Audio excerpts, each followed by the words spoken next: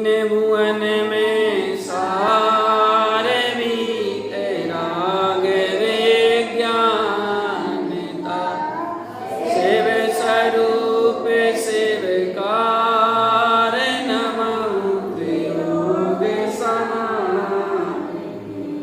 बोलिए पंच परमेष्ठी भगवान की, 24 तीर्थंकर भगवान की, जिनवाणी मातेश्वरी की, सदगुरु तारण तरण मंडाचार्य महाराज की, शुद्धात्म देव की। चलिए, तो इसमें अपना जो चल रहा है, तो अघृत मिथ्या दर्शन किसे कहते हैं? जो जीवादि प्रोजन गुण सात तत्व हैं उनका विपरीत सिद्धांत करना, यह अघृत मिथ्या दर्शन कहलाता है। और जीवादि सात तत्वों के विपरीत सिद्धांत सहित जो कुछ भी ज्ञान होता है उसे अघृत मिथ्या ज्ञान कहते हैं। और ठीक है, यहाँ तक तो हो गया। और अब अघृत मिथ्या चारित्र किसे कहते हैं? तो यहाँ ये लिखा है छंद में कि इन जुत विषयन में जो प्रवत्ता को जा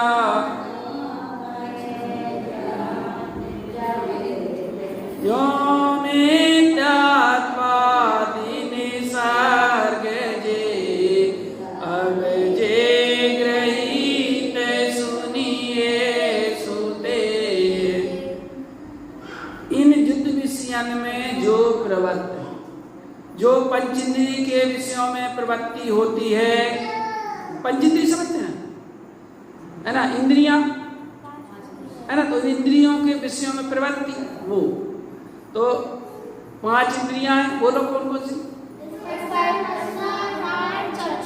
हाँ, तो स्पर्श के विषय कितने हैं? 8 है ना। कौन कौन से? ऐसा ही है, इसलिए तो कुर्सी के लड़के इतने है ना होशियार है, पढ़ते हैं, पाठशाला पढ़ते हैं वो। तो इंद्री के स्पर्शन इंद्री के 8 विषय हैं, है ना।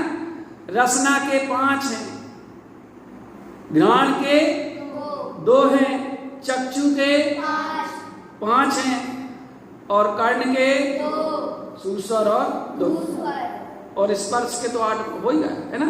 स्पर्शन, रसना, घ्राण, चक्षु और कर्ण के सूसर हो गए है ना। तो ये कहलाते हैं विषय। तो इंद्रियों के विषय में प्रवृत्ति, स्पर्श के विषय में प्रवृत्ति कैसे? भाई गर्मी लग रही, पंखा चलाओ, नहीं कूलर होना चाहिए, नहीं एसी होना चाहिए, ये एसी है ना, ये कहलाती है प्रवृत्ति है ना। जबकि कैसा होना चाहिए कि जितना से अधिक सहा जा सके कष्टों को सहना चाहिए। क्योंकि अगर हम कष्ट सहित किसी चीज को प्राप्त करते हैं तो वो हमारे पास टिकती है। ज्ञान भी अगर सुख सुविधाओं पूर्वक अर्जित किया जाए तो वो ज्ञान भी टिकता नहीं है, और ज्ञान कठिनता से प्राप्त किया जाए तो वह ज्ञान भी टिकता है। इसलिए आया था ना, अनशन और मदर व्यक्ति पर संज्ञान रक्त परिजाव विभक्त सयासन काय क्लेश। काय क्लेश तप है ना, तो काय क्लेश तप का मतलब यही है कि शरीर को क्लेश देना, काय क्लेश, काया को क्लेश देना, सुख सुविधा में नहीं रखना। क्योंकि इसको ज्यादा सुख सुविधाओं में रखेंगे तो ये हमारे ऊपर हावी हो जाएगी। जैसे हाथी होता है ना, हाथी पालने वाले जो होते हैं, तो हाथी को पालने वाले जो होते हैं वो अपने पास अंकुश रखते हैं हाथी को कंट्रोल करने के लिए, है ना। अंकुश मारने वाला वो ऐसा धार वाला भाला कहते हैं, वो भाला कहते हैं, है ना। तो अंकुश कहते हैं उसको, अंकुश रखता है, तो अंकुश रखते हैं और उसको भरपेट भोजन नहीं देते। अगर भरपेट भोजन खिलाएंगे तो वो फिर संभलेगा नहीं, है ना, संभलेगा नहीं, और उसको अंकुश जरूर रखते हैं। ऐसे ही इस मन के ऊपर, अपनी इंद्रियों के ऊपर अंकुश रखना चाहिए। जितनी आवश्यकता हो ठीक है उतनी कर दो, लेकिन अनावश्यक सुख सुविधाएं हमारे लिए बाधा उत्पन्न करने वाली होती है, अनावश्यक सुख सुविधाएं। इसलिए जितना कम से कम हो सके हमें सुख सुविधाओं का उपयोग करना चाहिए, कम से कम करना चाहिए, है ना। सद्भाव में भी ऐसे जियो जैसे, सद्भाव में भी अभाव जैसे जियो। तो अगर मान लीजिए अभाव हो जाएगा तो उस अभाव का हमें आभास नहीं होगा।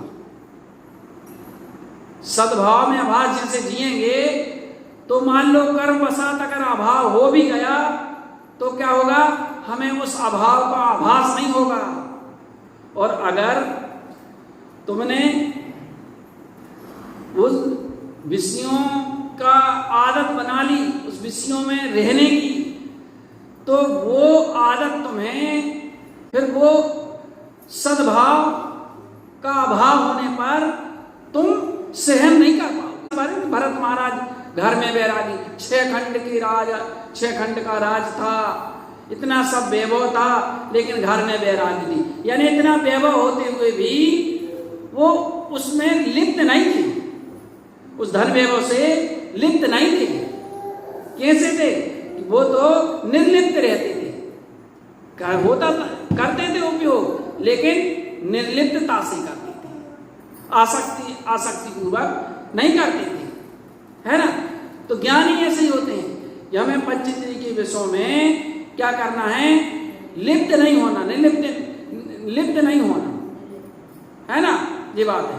क्योंकि ज्ञानी ऐसे ही होता है, गेही पे गेह में ना बसे जो जगत में भिन्न कमर है, और नगर नारी को प्यार यथा काने में है अमल है।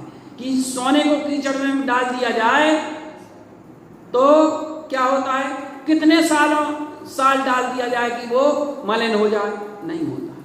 सम्यक दृष्टि ऐसे ही होता है, घर गृहस्थी के बीच में रहते हुए भी और उसमें आसक्त नहीं होता, विषयों में आसक्त नहीं रहता, निर्लिप्त रहता है ना, निर्लिप्त रहता है। तो इन जित विषयान में जो प्रवृत्ति ताको जानो मिथ्याचार, पंचेंद्रिय के विषय में प्रवृत्ति यही मिथ्याचारित्र है, आसक्ति पूर्वक प्रवृत्ति।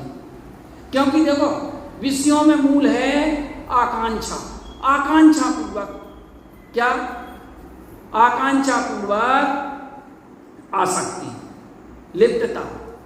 और कसायों मूल है प्रमाण, विषयों मूल है आकांक्षा और कसायों मूल है प्रमाण, है ना।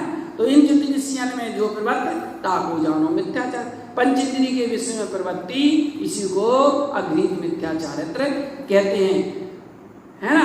अब वैसे मिथ्या दर्शन और मिथ्या ज्ञान से जो कुछ भी तुम्हारी प्रवृत्ति होती है, फिर वो भले शुभ कार्यों में हो, वो सम्यक पने को व्याप्त नहीं होती।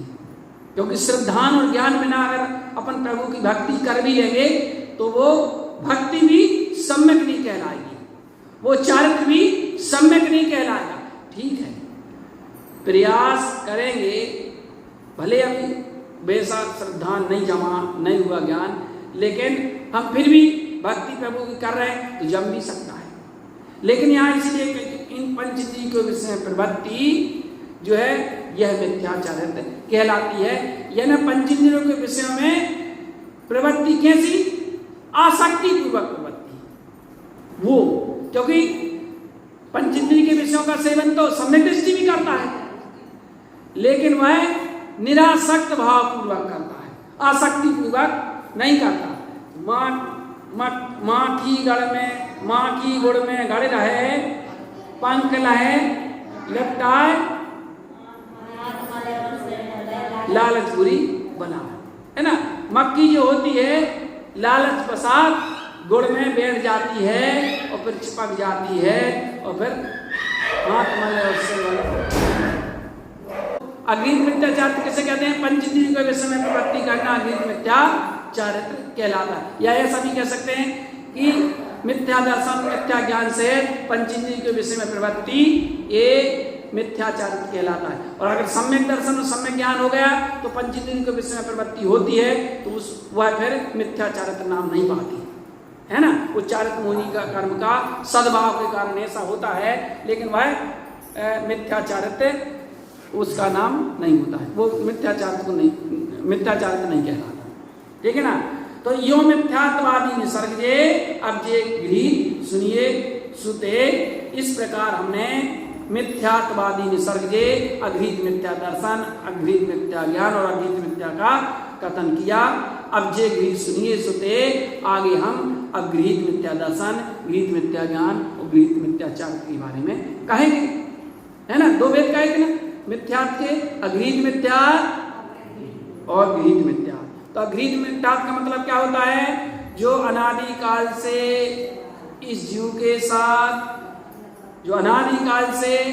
इस जीव के साथ लगा चला रहा है, इस देह के साथ कर्तृत्व बुद्धि ममत्व बुद्धि भोक्तृत्व बुद्धि, उसे कहते हैं अघृत मिथ्यात्। और अघृत मिथ्यात् की परिभाषा क्या है कि प्रयोजनभूत सात तत्वों का विपरीत श्रद्धान एक अघृत मिथ्या दर्शन है। और मिथ्या दर्शन और मिथ्या ज्ञान से जो पंच इंद्रिय के विषय में प्रवृत्ति होती है उसे अघृत मिथ्या चारित्र कहते हैं। ठीक है ना। तीन चीज आगे नहीं समझ में। और सात तत्वों का तो आपने पूछा ही नहीं, एक तत्व का।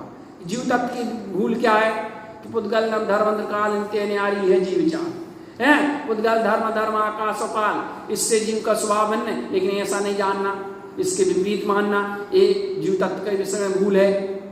अजीव तत्व के विषय में भूल, तन उपजत अपनी उपजान तन नसत आपको नाशमान, शरीर के जन्म को अपना जन्म मानना, शरीर के नाश को अपना जन्म मानना, ये अजीव तत्व के विषय में भूल है।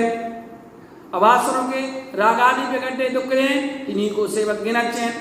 जितने भी रागादि भाव हैं, रागादि प्रगटे, रागादि रूप जितने भी रागादि भाव है वे स्पष्ट रूप से दुखदायी हैं। रागादि प्रगटे दुख दें, इन्हीं को सेवत गिनत चैन, लेकिन उन्हीं को वह सेवन करता है ना, और अच्छा मानता है। तो जे है आश्रय तत्व के विषय में विपरीत सिद्धांत। शुभ अशुभ बंध के फल जार रति या रति करें निजपदसार। शुभ और अशुभ बंध के फल में अच्छा बुरा मानना, ये बंध तत्व के विषय में विपरीत सिद्धांत है। और संवर तत्व के विषय में विपरीत सिद्धांत। आत्मा तेज विराग ज्ञान ते लखे आपको कष्टदान। आत्मा के हित करने वाले वैराग्य और तत्व ज्ञान है, लेकिन है ना, लेकिन इनको कष्टकारी मानना। आत्मा तेज विराग ज्ञान ते लखे आपको कष्टदान, ये संवर तत्व के विषय में विपरीत सिद्धांत है। रोके न चाहे शक्ति को, अपनी इच्छाओं को नहीं रोकता और अपनी शक्ति को व्यर्थ में होता है। यह निजरा तत्व के विषय में विपरीत सिद्धांत। और मोक्ष तत्व के विषय में विपरीत सिद्धांत। रोके न चाहे शक्ति को, स्वरूप निराकुलता न जो आकुलता में ही सुख मानता है। क्या? आकुलता को ही सुख मानता है। यही मोक्ष तत्व के विषय में विपरीत श्रद्धान है। आकुलता को ही अपन सुख मानता है कि नहीं मानता है ना।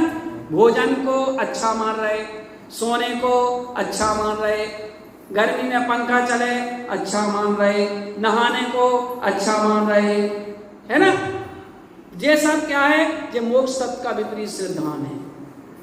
घर परिवार को अच्छा मान रहे, मोह ममता में अटके हुए हैं। इसका अर्थ के मतलब अच्छा लग रहा है मोह ममता, ये भी मोक्ष तत्व का विपरीत सिद्धांत है। जिनको जितना ज्यादा मोह है उतना ज्यादा विपरीत है, मोक्ष तत्व के विपरीत है। क्योंकि मोक्ष का मार्ग और संसार का मार्ग क्या है कि जहां डिट्ठा वहां पिट्ठा, जहां डिट्ठा वहां पिट्ठा, और जहां पिट्ठा वहां डिट्ठा। यही है मोक्ष मार्ग का चिट्ठा। क्या क्या है? जहां डिट्ठा वहां पिट्ठा, और जहां पिट्ठा वहां डिट्ठा। यही है मोक्ष मार्ग का चिट्ठा कि जहां पे पीठ है ना, वहां पर दृष्टि हो जाए, और जहां पर दृष्टि है वहां पर पीठ हो जाए। तो अभी हमारी दृष्टि कहाँ है? कहाँ है? संसार की तरफ है कि मोक्ष की तरफ है? संसार की तरफ है ना। तो संसार की तरफ पीठ हो जाए और मोक्ष की तरफ दृष्टि हो जाए, तो बस यही तो मोक्ष मार्ग है। वो क्या था, एक बार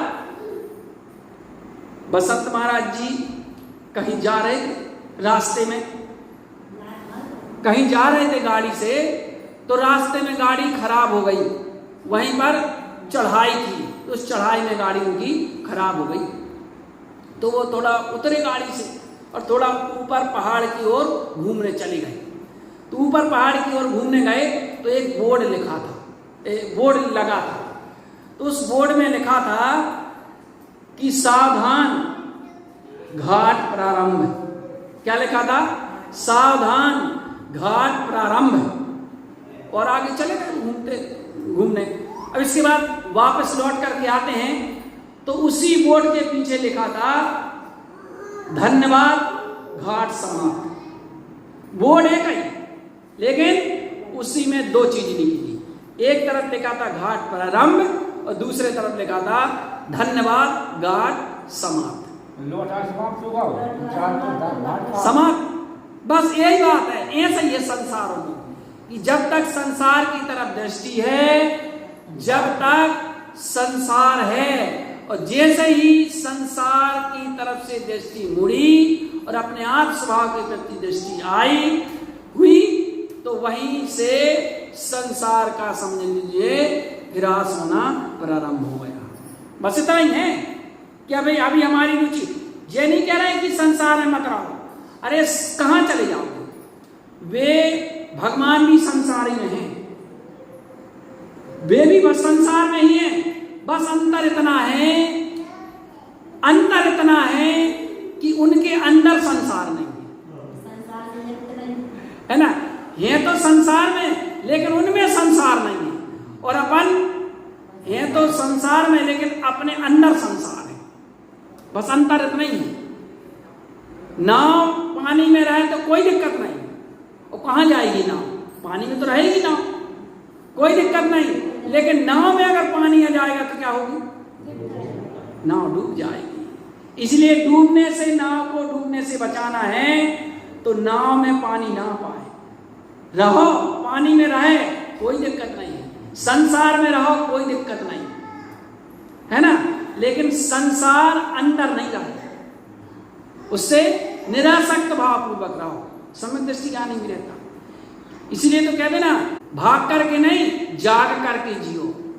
भागने से कुछ नहीं होने वाला है, जागने से सब कुछ हो जाने वाला है। क्योंकि संसार के स्वरूप को समझो, संयोगों के स्वरूप को समझो, भोगों के स्वरूप को समझो, ये स्वरूप को समझो तो फिर इनके बीच में रहते हुए भी निरासक्त रहोगे।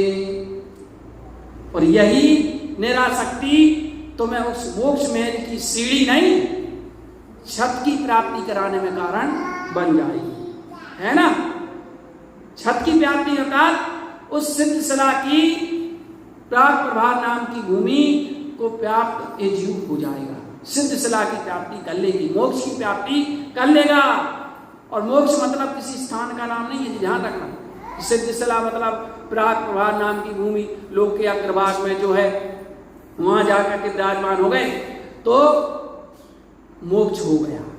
किसी स्थान का नाम मोक्ष नहीं है, क्योंकि अगर स्थान के नाम का अगर अपने स्थान को मोक्ष कहेंगे तो मोक्ष में भी बहुत सारे निगोदिया जीव, एक इंद्रिय निगोदिया जीव क्या सूक्ष्म है ना, जो निगोदिया होते हैं, निगोदिया के भी दो भेद बता देना कि बादर और सूक्ष्म दो होते हैं, बादर और सूक्ष्म। अब उसमें भी उनके दो दो भेद है, बादर पर्याप्तक अपर्याप्तक और सूक्ष्म पर्याप्तक अपर्याप्तक। जिनकी पर्याप्तियां पूर्ण नहीं हो पाती और वो मरण को प्राप्त हो जाते हैं, वे कहलाते हैं अपर्याप्तक सूक्ष्म। और जिनकी पर्याप्तियां पूर्ण हो जाती हैं और वो अंतर्मूलक तक जीवित रहते हैं, है ना, वे कहलाते हैं सूक्ष्म पर्याप्त। ऐसे ही बादर अपर्याप्त, जिनकी पर्याप्तियां पूर्ण नहीं होती वो बादर अपर्याप्त। और बादर का मतलब होता है कि जो किसी ना किसी आश्रय से सहारे से रहते हैं वो बादर जीव कहलाते हैं, है ना। जैसे आलू में जीव हैं, है ना, पत्ते वाली सब्जियों में जीव हैं, वो कहलाते हैं बादर पर्याप्त और अपर्याप्त। उसमें बादर पर्याप्त और अपर्याप्त होते हैं, है ना। तो उसमें निर्वृत्ति अपर्याप्तक और लब्ध अपर्याप्तक। निर्वृत्त अपर्याप्तक कहलाता है कि अभी पर्याप्तियां पूर्ण तो नहीं हुई लेकिन होंगी, लेकिन अभी हुई नहीं है, होंगी। लब्ध निर्वृत्त अपर्याप्तक कहलाता है। और लब्ध अपर्याप्तक जिनकी पर्याप्तियां पूर्ण हुई नहीं है और होंगी भी नहीं, पर्याप्तियां पूर्ण होने के पहले ही मरण को प्राप्त कर लेगा, वे कहलाते हैं लब्ध अपर्याप्तक जीव। इस प्रकार, है ना। तो वे तो सिद्ध सलाम में निगोदिया भी पाए जाते हैं, तो इसका मतलब वो तो सिद्ध थोड़ी ना होगा। सिद्ध का मतलब होता है, या मोक्ष का मतलब होता है अपने स्वभाव में आ जाना, है ना, अपने में आ जाना। ओंकार से ऊर्धस्य ऊर्ध सद्भाव शास्त्रम बिंद स्थानेन तिष्ठन्ते ज्ञानमयम शास्त्रम। बिंद स्थान में क्या, बिंद स्थानेन तिष्ठन्ते, जो जीव तिष्ठ जाते हैं फिर वे शास्त्र ध्रुव स्वभाव की प्राप्ति उनके जीवन में हो जाती है।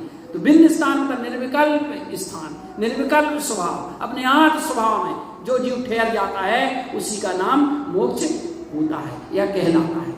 इस प्रकार अब आगे गृहीत मिथ्या दर्शन, गृहीत मिथ्या ज्ञान, गृहीत मिथ्याचार का वर्णन करेंगे। तो अब गृहीत मिथ्या दर्शन किसे कहते हैं?